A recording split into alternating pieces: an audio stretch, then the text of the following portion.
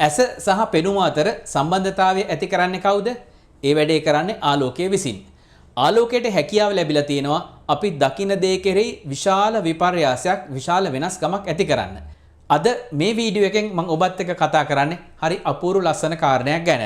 පුංචි කාලේ ඉඳලම අපේ වර්ණ ලෝකයේ සරසපු සමනලුන් ඇත්ත වර්ණ සහිත සතුන් නොවේ කියලා කියන ඒ මතභේදාත්මක කතාව ආලෝකය සහ පෙනුම කියලා කියන දෙක විද්‍යාත්මකව ගවේෂණය කරමින්. සමනලුන් පාට නැහැ කියලා කිව්වහම අපේ ළමා කාලයට මොකද්ද සිද්ධ වෙන්නේ? අපි ළමා කාලය තුලදී ආලෝකය වර්ණ සහ නොයෙකුත් දේවල් හඳුනා ගැනීමට මූලිකව භාවිතා කරන සතෙක් නැත්නම් අපි ආස කරන දෙයක් තමයි සමනලුන් කියලා කියන්නේ.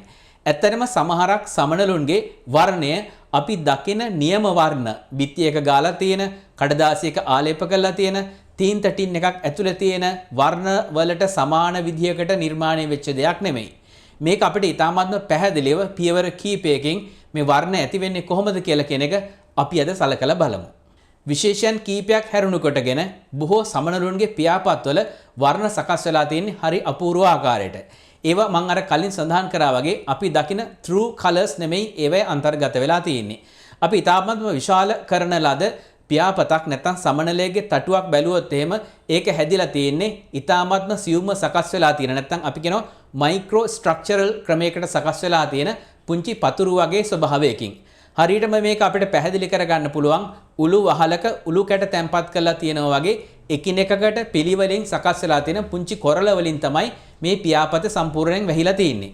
මේ කොරළ අතර තියෙන යම්කිසි අනුපාතයක දුර ප්‍රමාණයක්, ඒ වගේම වාත ප්‍රමාණයක් රඳවා ගැනීමේ ඉඩ ප්‍රමාණයකුත් මේ කොරළ අතර රැඳිලා තියෙනවා. මෙන්න මේ කියන ක්‍රියාවලිය නිසා ඇති වෙලා තියෙන අලුත් ආකාර වර්ණ රටාවල් තමයි අපිට සමනලයා විසින් අපේ ඇස් වෙතට යොමු කරන්නේ. මේ වගේ ව්‍යුහයක වෙනසක් විසින් ඇති කරන වර්ණයකට අපි කියනවා ස්ට්‍රක්චරල් කලරේෂන් කියලා. ඔබට ඔබගේ ඇස ගැන, එහි නිරෝගීතාවය ගැන, පෙනුම ගැන, ඒ වගේම ආලෝකය ගැන ඉගෙන ගන්න ඕන නම් මේක තමයි ඒකට සපයලා තියෙන හොඳම පසුබිම වෙන්නේ. ඉතින් තවමත් ඔබ අපිත් එක්ක එකතු වෙලා නැති කෙනෙක් නම් පහළ තියෙන subscribe button එක ඔබලා අපේ channel එකත් එක්ක එකතු වෙන්න කියලා අපි ඔබට ආරාධනා කරනවා. මේ සමනලුන්ගේ මේ වර්ණ රටාවල් සකස් වීම සඳහා කොරපොතු වල යම්කිසි ආකාරයේ වෙනස් වීම ඇති වෙලා තියෙනවා එකිනෙකට. ඒවා තමයි මේ කොරපොත්තක ධාරයේ යම්කිසි ගැටිත්තක් සලකුණක් වගේ දෙයක් දකින්න පුළුවන්. කලින් සඳහන් කරා වගේ වාත අවකාශයක් තියෙනවා. ඒ වගේම මේවා තට්ටු වශයෙන් තැම්පත් වෙලා තියෙන යම්කිසි ආකාරයේ ක්‍රමානුකූල රටාවකට.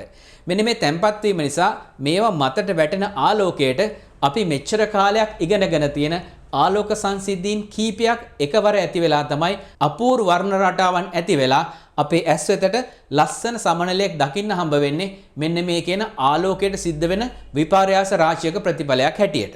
මොනවද මේ ආලෝකයට ඇති වෙන විපර්යාස? මේක සාමාන්‍යයෙන් ඔබට වගේම අධ්‍යාපන කටයුතු කරන ළමයින්ට ඉතාමත්ම වැදගත් කාරණයක් නිසා ඔබගේ ළමයාට නැත්නම් ඔබ දන්න වෙනත් අයෙකුට මේක ෂෙයා කරලා ඒ අයටත් මේ දැනුම ලබා ගන්න උදව් කරන්න හැකියාව තියෙනවා නම් ඒක ඔබ ඒ අයට කරන සේවයක් හැටියට සැලකලා මම මේක වඩාත් පැහැදිලිව විස්තර කරන්න අවශ්‍ය කරන කාරණා මින් ඉදිරියටත් ගෙන එන්න ලෑස්තියි.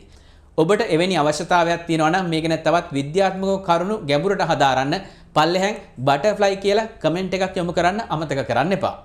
ආලෝකයට මොන වගේ විපර්යාසයක් ඇති කරමින්ද සමනලයේ මේ වගේ ලස්සන වර්ණ රටාවන් අපේ ඇස් වෙතට යොමු වෙන්න සලස්වලා තියෙන්නේ. සමහර ආලෝක කිරණ මේ පියාපත් මගින් අවශෝෂණය කරනවා. සමහරක් ඒවා පරාවර්තනය කරනවා. සමහරක් ඒවා වර්ධනය කරනවා. සමහරක් ඒවා පූර්ණ අභ්‍යන්තර පරාවර්තනයට ලක් කරනවා. මේ ක්‍රියාවන් සමූහයක් එකිනෙකට එකතු වෙලා තමයි ලස්සන වර්ණ රටාවන් අපිට සමනලයෙන් විහිදෙනවා දකින්න ලැබෙන්නේ. ඔබ හොඳින් නිරීක්ෂණය කරොත් සමහරක් වෙලාවට දැකලා ඇති සමනලයක් දිහාවේ එක ඇන්ගල් එකක ඉඳලා බලනකොට එක වර්ණයකුත් තවත් ඇන්ගල් එකකට නැත්නම් වෙනත් කෝණයකට ගිහිල්ලා බලනකොට වෙනත් වර්ණයකිනුත් දකින්න ලැබෙන්නේ මෙන්න මේ කියන සංසිද්ධීන්ගේ යම්කිසි ඉඟියක් මෙතන තියෙනවා කියලා කියන එක ඔබට තේරුම් ගැනීමට පහසුවක් වෙනවා.